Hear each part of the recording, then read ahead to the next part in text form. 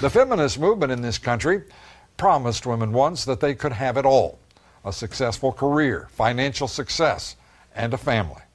But now, a controversial new study by the University of Pennsylvania suggests that women are less happy than men, despite all of the progress that women have made since the 1970s. Inez Ferre has our report.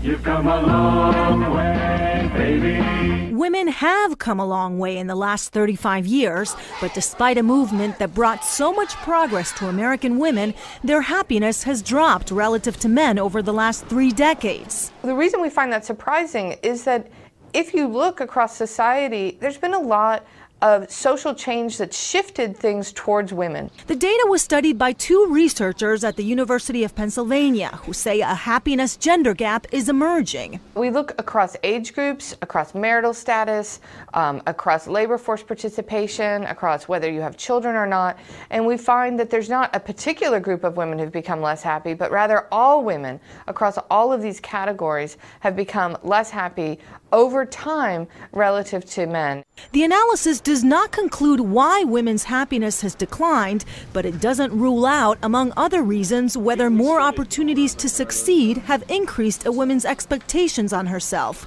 or whether the pressures of their modern lives have come at the cost of happiness. Some feminists question the study, including the measurement of happiness in general. Others say the happiness gap is no surprise because of how hard women are expected to work outside and inside the home. And this study was done to see why Americans in general are feeling less happy. The study found that the declines were driven by the trend among women. Men's happiness has essentially remained flat or slightly increased, Lou. Well, that is a troubling and I would say even surprising report, but such an important finding, and I've asked Kitty Pilgrim to join us here too, such an important finding. Why would there not be an examination of why? That is the critical question to be asked here, is it not? That's what the researchers are saying. They're saying, we're just publishing these facts. Now more research needs to be done as to why this is happening.